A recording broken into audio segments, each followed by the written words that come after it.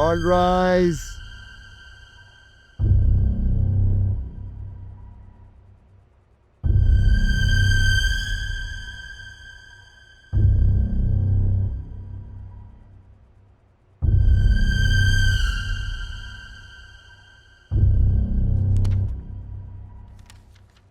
Please proceed. Your honour, मैं मिकाइल साहब को विटनेस बॉक्स में बुलाना चाहूँगा। इजाजत है। योर ऑनर, जैसे कि आप देख रहे हैं मेरे क्लाइंट की हालत ठीक नहीं है, इसलिए मैं अदालत से दरख्वास्त करूंगा कि उन्हें कुर्सी पर बैठने की इजाज़त दी जाए। इजाजत है। Thank you your honour.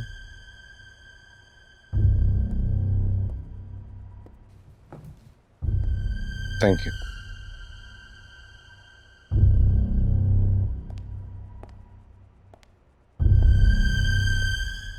Mikail साहब, आपको मेरे क्लाइंट मिसेस ज़ारा जमाली की बुला की दरख्वास्त को चैलेंज करने की क्यों ज़रूरत पेश आई?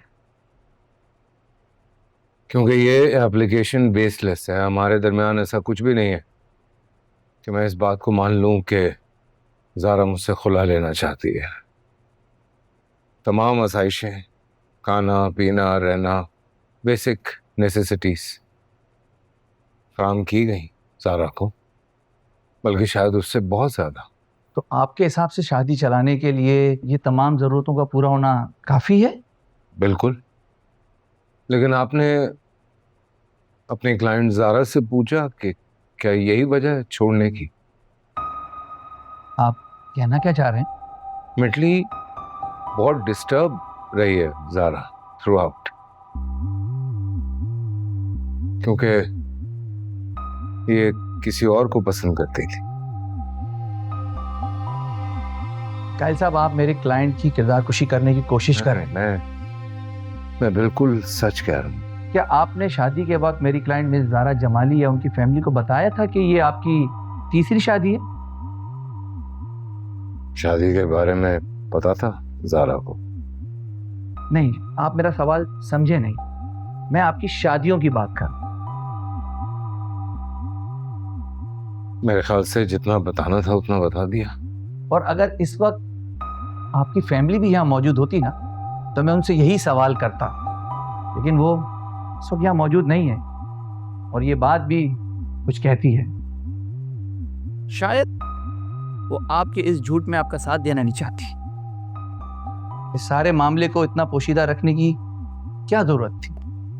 इससे तो ये बात साबित होती है कि आप सब लोगों ने इनकी बीमारी को छुपाने की कोशिश की है। नो योर ऑनर, मैंने ज़ारा से कभी कुछ नहीं छुपाया। ठीक है, तो फिर कोर्ट के सामने आप अपनी बीमारी के मुतालिक कुछ बताना चाहेंगे?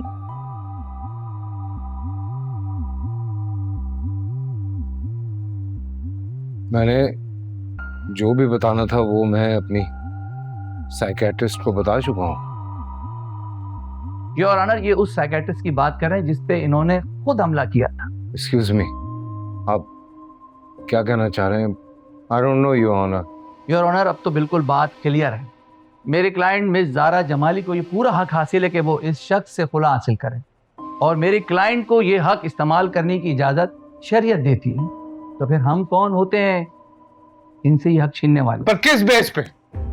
योर ऑनर, पूछें आप ज़ारा से कि कभी मैंने इस पे हाथ उठाया हो, कोई बदतमीजी की? That's all your honour my side. Tariq साहब, आप कुछ कहना चाहते हैं? नहीं जज साहब, मुझे कुछ नहीं पूछना। आप जा सकते हैं।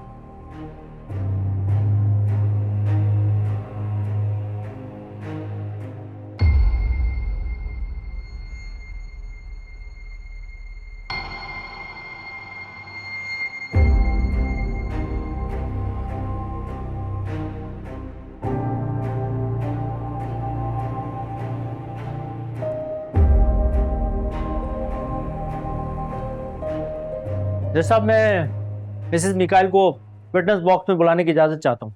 इजाजत है।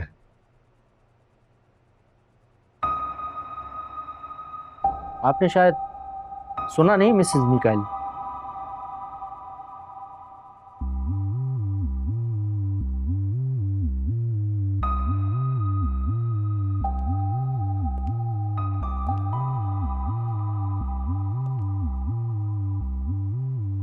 मैंने आपसे पहले भी गुजारिश की थी कि मेरा नाम ज़ारा है, मिसेस मिकाइल नहीं। ओके, आपके शौहर मिकाइल अहमद का कहना है कि उन्होंने आप पे कभी तशद्दुद नहीं किया, ना आपको कोई नुकसान पहुंचाया।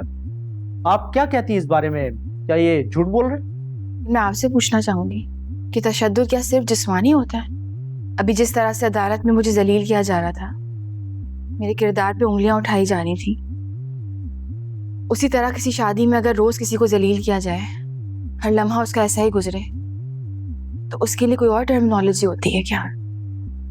जज साहब, इनके क्लाइंट मिकाइल जिस जहनी बीमारी से गुजर रहे हैं, वो उनको इसीलिए क्योंकि सारी जवानी और सारा बचपन उन्होंने यही तशद्दुद बर्दाश्त किया है, और मेरी पूरी हमदर्दी है उनके साथ। लेकिन इसका हरगिज ये मतलब नहीं है कि इस हमदर्दी के चक्कर में मैं अपनी बाकी की जिंदगी बर्बाद कर दूं। मैं ऐसा नहीं कर सकती। मैं ये बात वापस दोहराना चाहूंगी that he needs supervision, proper medical supervision, क्योंकि सिर्फ ये दूसरों के लिए नहीं, अपने लिए भी बहुत खतरनाक साबित हो सकते हैं। इस बात की मुझे बहुत खुशी है कि मिकाइल और मेरी कोई औलाद नहीं है, और अगर होती भी तो इसी तरह बढ़ जाती। बचपन में किया गया जुल्म, ज्यादती बच्चे की जिंदगी को तबाह कर देता है। वही बच्चा बड़े होकर एक जालिम बन जाता है और किसी दूसरे की जिंदगी को बर्बाद कर देता है, या उसकी जवानी को, और ये सिलसिला यूं ही जारी रहता है। मैं ना ही इस सिलसिले का हिस्सा बनना चाहती हूँ और इसको खत्म करना चाहती हूँ।